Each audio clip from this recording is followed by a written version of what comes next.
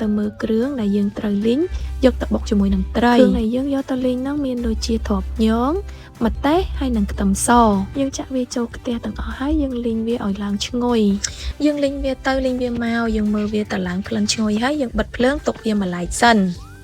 ឥឡូវយើងរួចរាល់អស់ហើយទាំងត្រីបំពងនិងគ្រឿងលីងអញ្ចឹងយើងទៅរៀបចំត្បាល់ដើម្បីបុកវាយើងចាក់អាគ្រឿងដែលយើងបានលីងមុនហ្នឹងចូលត្បាល់ទាំងអស់ហើយយើងបុកវាសិន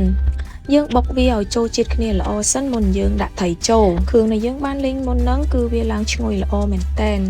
ហើយវាងាយស្រួលក្នុងការបុកដែរអញ្ចឹងយើងបុកមកបន្តិចវារៀងម៉ត់ហើយយើងចាក់ត្រីរបស់យើងចូលមកកន្លែងបេះសាច់ត្រីខ្ញុំអត់បានថតទេទាំងអស់គ្នាកុំភ្លេចបេះឆ្អឹងបេះអីចេញឲ្យស្អាតណាមុនយើងយកវាទៅបុកជាមួយនឹងគ្រឿងដែលយើងបានលីងមុនហ្នឹងហើយបន្ទាប់មកយើងបុកវាឲ្យចូលជាតិគ្នាល្អសិនហើយនៅពេលដែលយើងពងទៅក្លិនវាជាមួយនឹងអាគ្រឿងដែលយើងបានលីងអូយចូលជាតិគ្នាសាហាវយើងបុកអាសាច់ត្រីជាមួយនឹងគ្រឿងដែលយើងបានលីងចូលគ្នាឲ្យសព្វល្អឲ្យคล้ายទៅជាល្បាយតែមួយសិនសម្យើងទៅផ្សំគ្រឿងបន្ថែមសម្រាប់គ្រឿងដែលយើងត្រូវបន្ថែមឲ្យទឹកគ្រឿងមួយមុខនេះមានរសជាតិកាន់តែឆ្ងាញ់មានដូចជាទឹកត្រីសម្រាប់ទឹកត្រីទាំងអស់គ្នាអាចដាក់